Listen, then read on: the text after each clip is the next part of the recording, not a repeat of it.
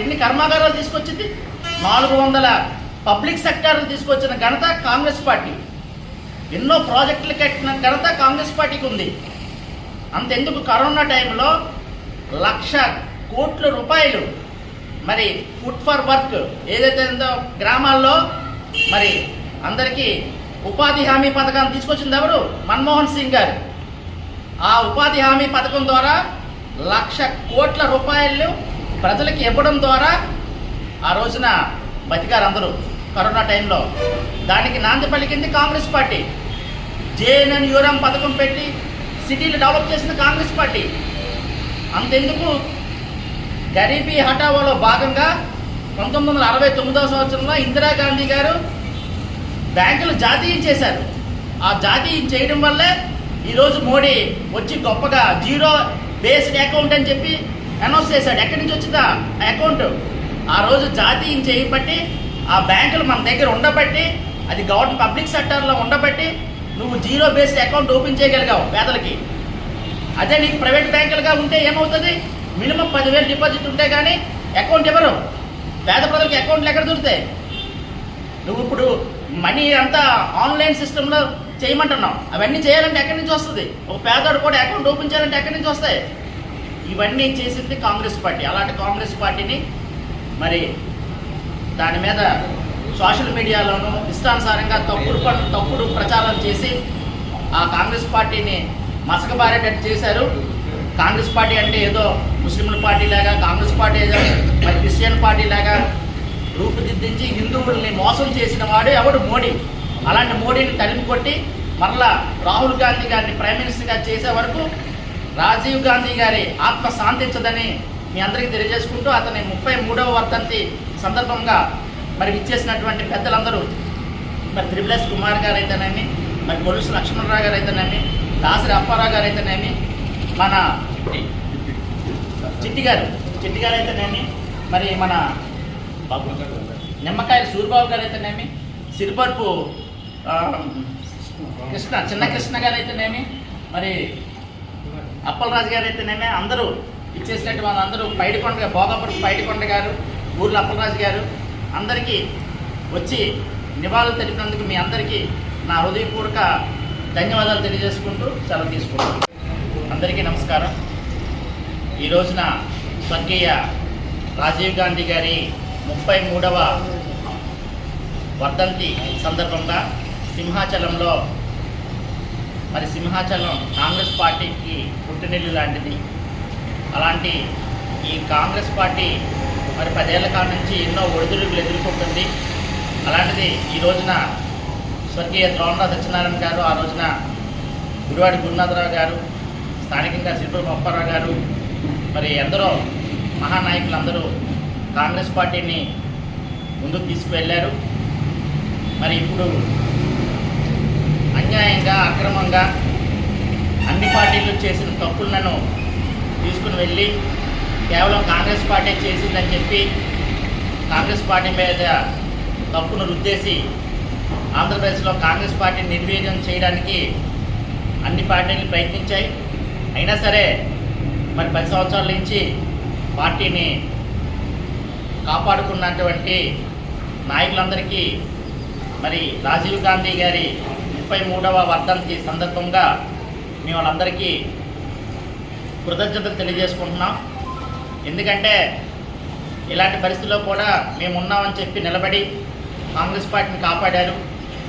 రేపు జూన్ 4వ తేదీన భారతదేశంలో మరి మోడీని, అమిత్ షాని ఓడించి ఇండియా కూటమి అధికారంలోకి రాబోతుంది.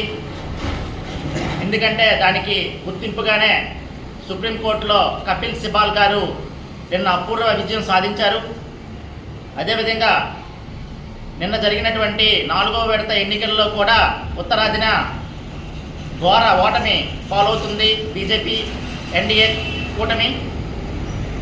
ఎందుకంటే ఎన్నో ప్రజా వ్యతిరేక విధానాలు తీసుకుని వచ్చి ముఖ్యంగా మన ఆంధ్రప్రదేశ్ని అన్యాయం చేశారు. పోలవరం ప్రాజెక్టు కట్టలేదు, స్పెషల్ స్టేటస్ ఇవ్వలేదు, రైల్వే జోన్ ఇవ్వలేదు, కడప స్టీల్ ప్లాంట్ ఇవ్వలేదు, మన ఆంధ్రుల హక్కు అయినటువంటి విశాఖ స్టీల్ ప్లాంట్ని అమ్మేయడానికి చూస్తున్నారు. అదేవిధంగా ఏదైతే ఉందో పోర్ట్ గంగవరం పోర్టులో మనకున్న 10% వాటాని కూడా అదానికి వితౌట్ టెండర్ కట్టబెట్టిన వారు బీజేపీ నాయకులు. మరి వీళ్ళందరికీ సపోర్ట్ చేసిన వారు జగన్మోహన్ రెడ్డి గారు. మరి అతని ప్రాపకం కోసం అతను, చంద్రబాబు నాయుడు గారి ప్రాపకం కోసం చంద్రబాబు నాయుడు గారు. ఆంధ్రప్రదేశ్లో గల హక్కుల్ని అడగకుండా, ప్రశ్నించే గొంతు లేకుండా 10 సంవత్సరాల నుంచి సర్వనాశనం చేశారు ఆంధ్రప్రదేశ్ని. 5 సంవత్సరాలు చంద్రబాబు నాయుడు నాశనం చేస్తే 5 సంవత్సరాలు జగన్మోహన్ రెడ్డి నాశనం చేశాడు. ఇద్దరు కలిసి ఒక కొత్త నవ్యాంధ్రాన్ని అద్భుతంగా తీర్చిదిద్దుతామని ప్రగల్భాలు పలికినటువంటి నాయకులు ఢిల్లీ వెళ్ళి మోడీ కాళ్ళ ముందు మోకరెళ్ళి కనీసం ఒక్క విషయంలో కూడా ప్రశ్నించకుండా, ఏది అడగకుండా అతని కాళ్ళు పట్టి వచ్చేస్తున్నారు. ఇలాంటి తరుణంలో ప్రశ్నించే గొంతుగా వైఎస్ షర్మిలారెడ్డి గారు. ఆమె కాంగ్రెస్ పార్టీలో జాయిన్ అయిన కేవలం 3 నెలల్లోనే ఎంతో ప్రభావం చూపించి మొన్న జరిగిన ఎన్నికల్లో ఒకే ఒక గుర్తింపు కలిగిన నాయకురాలిగా ఆంధ్రప్రదేశ్లో ఆమె పేరుగాంచింది. అలాంటి షర్మిలారెడ్డి గారి నాయకత్వంలో రాబోయే రోజుల్లో ఆంధ్రప్రదేశ్లో కాంగ్రెస్ పార్టీ అధికారంలోకి వస్తుంది. అంతకు మునిపే సెంట్రల్లో ఇండియా కూటమి అధికారంలోకి వస్తున్న సందర్భంగా మరి ఇక్కడ ప్రజల యొక్క సమస్యలన్నింటినీ తీర్చడానికి రాహుల్ గాంధీ గారు మాట ఇచ్చారు. కడప స్టీల్ ప్లాంట్ కడతానన్నారు. అదేవిధంగా విశాఖ స్టీల్ ప్లాంట్ అమ్మనన్నారు. ముఖ్యంగా అన్నిటికంటే ముఖ్యమైనది యువతకి, మహిళలకి, అందరికీ ఉపయోగపడేది స్పెషల్ స్టేటస్ ఇస్తారన్నారు. అతని యొక్క మేనిఫెస్టోలో కూడా పెట్టి స్టేటస్ ఇస్తారన్నారు. అటువంటి తరుణంలో మనం ఈ రోజున మరి 33వ వర్ధంతి, రాజీవ్ గాంధీ గారి 33వ వర్ధంతి ఇక్కడి నుంచే ప్రచారం చేసి 1991 మే 20వ తేదీన విశాఖపట్నంలోనే మరి అప్పటి ఎంపీ క్యాండిడేట్ అయినటువంటి ఉమా గజపతిరాజు గారి ప్రచారం కోసం వచ్చి ప్రచారం చేసి ఇక్కడి నుంచి చెన్నై వెళ్ళి శ్రీపెరంబుదూరులో ఎల్టీటీఈ మానవ బాంబుకి ఆహుతైపోయారు. వాళ్ళ కుటుంబం మరి మహాత్మా గాంధీ గారి దగ్గర నుంచి తీసుకుంటే మరి ఇందిరాగాంధీ గారు మరి గరీబీ హటావో అని చెప్పి ఎన్నో అద్భుతమైన కార్యక్రమాలు చేసిన మహనీయురాలు, ఐరన్ లేడీ ఆఫ్ ఇండియా. అలాంటి మహిళ కూడా ఆహుతైపోయింది టెర్రరిస్టుల ఘాతుకానికి. అదేవిధంగా రాజీవ్ గాంధీ గారు కూడా ఆహుతయ్యారు. అయినా సరే ఆ కుటుంబం మేము ఉన్నామని చెప్పి ప్రజల కోసం ఎప్పుడు ముందుంటున్నారు. వాళ్ళు పరిపాలించకుండా పివి నరసింహారావు గారి చేత 5 సంవత్సరాలు, మరి మన్మోహన్ సింగ్ గారి చేత 10 సంవత్సరాలు పరిపాలించి భారతదేశాన్ని కాపాడారు. భారతదేశం అప్పుల్లో మునిగిపోయిన తరుణంలో పివి నరసింహారావు గారు ప్రైమ్ మినిస్టర్ అయ్యి ఆర్థిక విధానాలు తీసుకొని వచ్చి, ఆర్థిక సంస్కరణలు తీసుకొని వచ్చి భారతదేశాన్ని కాపాడిన మహనీయుడు పివి నరసింహారావు, మన్మోహన్ సింగ్. వీళ్ళందరూ ఎవరు? కాంగ్రెస్ పార్టీ. ఈరోజు మోడీ గారు ఏం చేశారు? భారతదేశానికి 100 లక్షల కోట్లు అప్పు చేశాడు.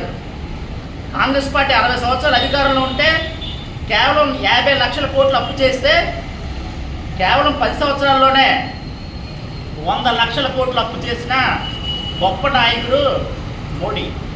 అటువంటి నాయకుడిని తరిమి కొట్టాల్సిన సమయం మరి భారతదేశంలో ఆసన్నమైంది. ఒక కర్షకులను కానీ, కార్మికులను కానీ ఎవరిని అతను బతకనీయకుండా రకరకాల చట్టాలు చేస్తే కర్షకులందరూ మరి రోడ్డు బయట కొన్ని 100 రోజులు బైఠాయించి ధర్నాలు చేసి చచ్చిపోయి ఆ బిల్లు పాస్ అవ్వకుండా అడ్డుకున్నారు.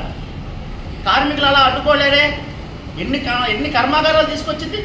400 పబ్లిక్